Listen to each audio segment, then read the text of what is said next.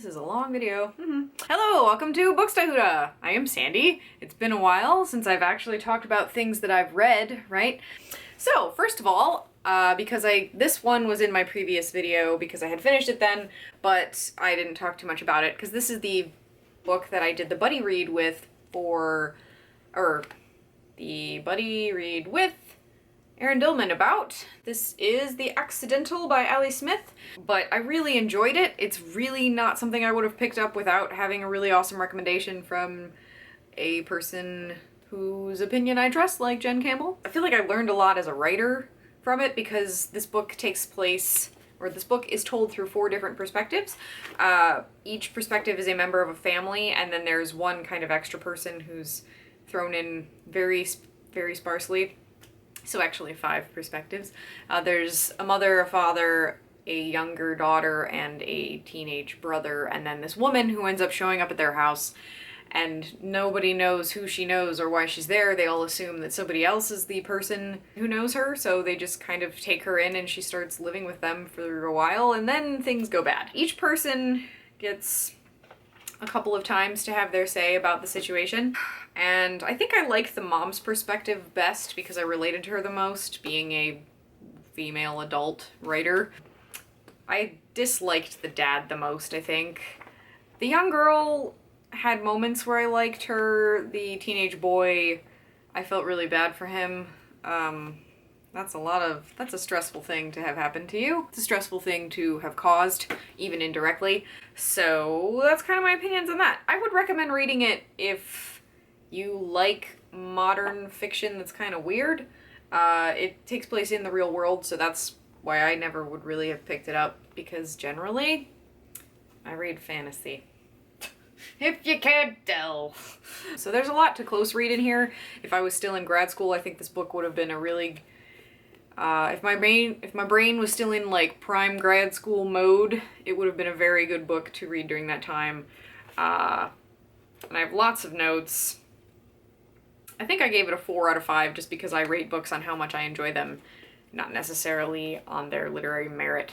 If it was going on literary merit, I'd give it a 5, but just for personal enjoyment, probably a 4, because it was a little mundane for me, because I don't really normally read that kind of thing. Moving on. I think after that, I went directly to Blue Lily, Lily Blue by Maggie Stiefvater. This one was kind of meh for me. I really, really loved The Dream Thieves a lot more. I am very much looking forward to the finale, though, The Raven King, and all of the drawings that Maggie Stiefvater has been posting on Twitter are beautiful. I think I gave that a 4 out of 5 as well. Maybe I would give it like a 3.75 for my personal enjoyment. I don't know. There just wasn't enough Ronin. After that, Poldark happened. And we all know what happened with that, don't we? We all know. I read all of these in the span of about 3 weeks, and it was a great 3 weeks, but it also screwed up my semester majorly. So yes, I cannot recommend this series on BBC enough.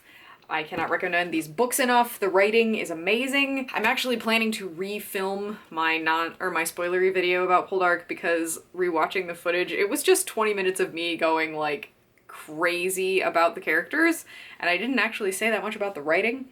So I guess I'll just do that now. The writing in these is wonderful. He's a master. The characters are so well developed and they feel so real. I mean, the thing that I hated that happened in this book, I see why it was necessary now, and I'm glad that it happened. I mean, it's been the conflict that has been set up at the very beginning, and it just it had to happen. I mean, if it hadn't happened, it would have been, the character would not have been correctly explored. So there is a term I use in this quote that I'm going to quote my marginalia, called writer manipulation, which is a term that I've created for characters I feel get short shrift, meaning that for the purpose of the show to keep going, or for the, just serving the plot rather than the actual character motivations that are true to the character's motivations as they've been created up to this point, I call that writer manipulation. It happened with Rumpelstiltskin in Once Upon a Time. I wrote a 3.5-page single-spaced rant about this, which is hidden on my computer, probably never to be looked at again. Who else did it happen with? So many characters that I love. Just so many. And now none of them I can think of. But anyway, Ross is not one of them. He was not writer manipulated because the worst is that this betrayal is not writer manipulation, it's writer destruction. Willful exploration of a man's soul to its depths. It's perfectly executed writer destruction, deconstruction, apocalypse, catastrophe. YA novels don't do this because it hurts too much. This is adult life. This is love that's real. True destruction, obliteration, my soul is cracked. I will read on. I love having the conversation with Graham in the Marginalia. Man, I need to read the 5th book now. It's making me all squealy. So yes, if you have access to it, you should watch Poldark. You really should. Give it 3 episodes. You'll be so hooked. Moving on. Almost wanted to go, meanwhile. Yeah, we'll get to that in a minute. Okay, then the last thing that I finished, I just finished it today. I finished City of Heavenly Fire by Cassandra Clare. I have been in a Mortal Instruments mood because of Shadowhunters lately. The 11th episode was terrible. 12th episode, while it makes no sense in context of the books, I felt like the Malik bit was... I just was ready for it. Like, the movie was a disappointment in that way, and I've just... Like, I'm not agreeing with everything that the show has done in relation to their relationship up to this point, but I just really loved the way that they carried out the one scene. So yes, I was like, I really need to find out what happens in this wonderful book. And I finished it, and I think I rated it 5 out of 5. Yeah, because, while the beginning, I read it so long ago, it took me a while to get back into the swing of it. Once I was right back where I loved the characters before. Although I didn't love Jace as much as I remembered. I mean, there wasn't really a lot of focus on Jace, and Jace he's not the main bit at the end, right? It's the conflict, and there was so much Malik, and the blue tabs are for Malik, and they got the most tabs. Hee hee. I bought new tabs. They're so wonderful. And now that I've finished Heavenly Fire, part of the motivation to finish that was so that I could listen to the Bane Chronicles on my way to work. And since I'm in such a Malik mood, I'm really pumped about this. I'm very excited to find out what happened in Peru, and etc. I would like to frame this, because it's so pretty. I want to frame it, and there's my Jace in the middle there. Woo!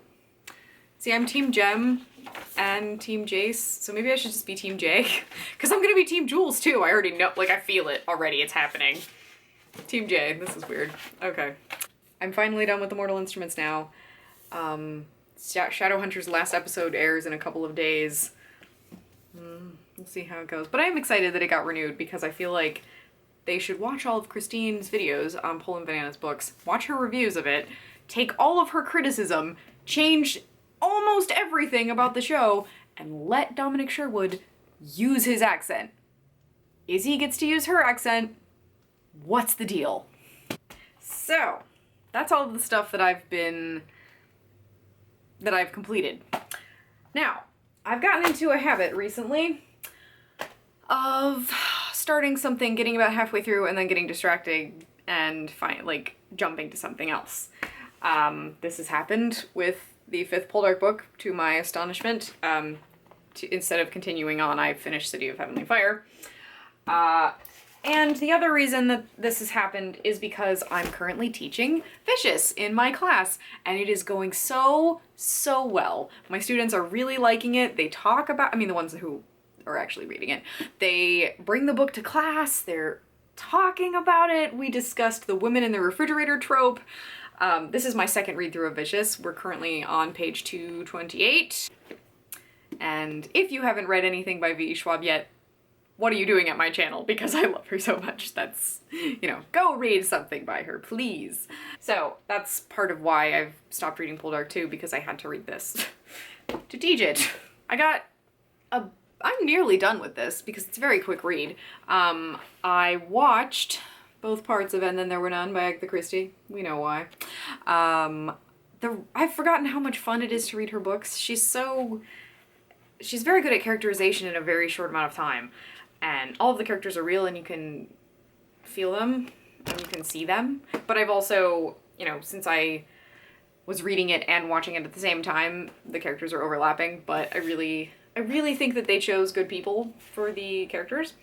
BBC and so on. I neglected to mention last time, and I shouldn't have because I love him, but Burn Gorman from Torchwood is one of the characters in here as well. So many reasons to see this. And I will buy the Blu-ray ASAP. Before Poldark happened, I was reading, one moment as I reattach the book jacket, Truth Witch by Susan Dennard, and I was very much enjoying it. I really like all the girl power in this. It's great. I really like the magic system. It's very unique, and I feel like it can be expanded upon very much so by the end. So I've got tabs, which is always a good sign. Anytime I use tabs, that means I'm very much enjoying a book, and I like a scene, and I want to remember that spot. Lots of highlighting going on, and I really want to finish it because I was really starting to enjoy it. I threw this on here because it's by my bedside. I got about 50 pages into the third Harry Potter a while back and didn't say anything about it. Don't need to talk about that, do I? I started reading and posted about this on Instagram a while back, the book called The Life-Changing Magic of Not Giving a Fuck. How to Stop Spending Time You Don't Have with People You Don't Like, Doing Things You Don't Want to Do by Sarah Knight. I heard about this on Lena Norm's channel, Just Kiss My Frog. I've really been enjoying her videos lately. Her snark, I just love it. This book is great. Like, it's a practical parody, but it's also very practical. I have already started using this in my real life. Create a fuck budget if you don't have one. It's great. And it's hilarious too. I crack up out loud, actually. The last book I'm still in the middle of is A Dragonfly in Amber by Diana Gabaldon. I need to finish this, and this is what I'm setting my sights on for the beginning of April, because Outlander Season 2 starts in under 10 days. And I can't watch the first episode without having finished this, so I need to get on it. Ow. Okay, so that's everything I've been reading. I have been challenging myself to watch a lot of new things rather than continuing to watch reruns of 30 Rock forever, which I still do that too, but I've been watching a lot of new things. I have watched Notting Hill, which I'd never seen before. It was okay. I think it's because I've seen so many movies that make fun of it or use it as a trope that it's kind of like in the past. Then I watched And Then There Were None, both parts. I watched Not Another Happy Ending on Lena Norm's recommendation, starring Karen Gillan. I really liked it. It was so cute. I really recommend it. It's a rom-com with a bit of a, it's an indie rom-com. It's not purely rom-com. My Big Fat Greek Wedding 1 and 2. I watched 1 with my friend Kendra a couple days ago, and then yesterday I went to see it with Cherish of the Motley News, and Kendra in theaters. We saw the second one, and it was so much better than I thought it was gonna be. Usually sequels like that kind of suck, but this one, I actually liked it better than the original, so that's a step up. Oh my gosh, okay. I watched a movie called The Perfect Sense. It's from 2011, starring Ewan McGregor and Ava Green. Holy crap, it's on Netflix. It's a very thought-provoking film, very beautiful film, very sad film.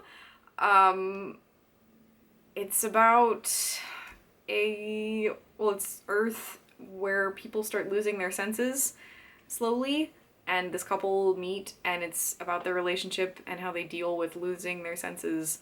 And if you want to be sad but also enjoy a romantic film that's rated R, you should watch it. It was good. I already want to watch it again a lot. And then, because I was like, what else is in my Netflix queue with Ewan McGregor, since that went so well, I watched Scarlet and Black, which is a series based on a novel by Stendhal, which I did not like quite as much, but I did enjoy watching anyway. The main character is played by Ewan McGregor. His name is Julian. McGregor. His name is Julian. He's a guy who is very well learned, but is not a member of the aristocracy, but he gets to live with a couple of aristocratic families, and He develops relationships with the women in those families and is constantly hallucinating Napoleon. Yes, it takes place in like early 1800s in France, and it was well done. It was very weird. I don't think I'll watch it again because once you know what happens, you know. And I mean, there's not much more to it than that, but it is so strange that I want to read the book almost just because, like, why is he hallucinating Napoleon all the time? And I'm not sure, it's not really hallucinations, but he's having a dialogue with Napoleon and Napoleon is there. They have an actor playing Napoleon during all of the scenes where the guy is talking to Napoleon, so it's not just like a voice and him thinking about Napoleon. Napoleon is there and talking to him and being like, yo dude, to arms. So it was weird, but I don't regret watching it, and I did finish it, and might read the book, honestly, if it's like got a Dover thrift edition or something. I would certainly be curious to see what is up with the Napoleon thing, because the book doesn't really or the show didn't really explain it. He was just there, and I kind of want to know why. So, other than that, what else has happened? Oh, I saw Batman vs. Superman. I really liked it. I mean, well, not really liked it, but I liked it more than I expected to. I thought Batfleck was pretty good. Sad Affleck is hilarious if you haven't seen it. I think it's better than the critics are giving it credit for. I mean, it's a superhero movie. What more do you want? And I think I liked it better than Man of Steel, for sure. I mean, they didn't explode up the entire Earth like they did in the other one. And Wonder Woman was great. I've heard some people aren't really a fan of her. I thought she was fantastic. And it was really, we saw it on Thursday night, and some of the people behind us were like cheering when Wonder Woman showed up, and I joined in. I really am looking forward to the movie with her, you know, the Wonder Woman focused movie next year. I'm really excited about that. Especially since Claire Underwood from House of Cards is in it, Robin Wright. And the other thing that's happened, I've listened to Hamilton, and only Hamilton, for about 6 weeks now. And I won't bore you with anything more than that, but I've pretty much been forcing everyone in my life to listen to at least some of it. Yes, Hamilton. I wanted to announce, however, that this year I'm going to BookCon. I mean, I'm just going as a guest. Not a guest, but like I bought a ticket for BookCon. My friend Kendra is coming, and we will be wearing matchy Loki dresses, which is the reason that I have this out today. My little Loki, barrette. And then the last thing I'm putting in here, because I want to motivate myself to actually start it, is Fire Emblem Fate's Birthright. I am a huge, huge fan of Fire Emblem Awakening. Delia is amazing. She's adorable. I love her. So I'm really hoping that Fire Emblem Fates will have a similar type of character. Okay, that's everything. Have you played Fire Emblem? Let me know. Anyway, next time I won't have such ginormous hair, probably. That's it. Books to Huda.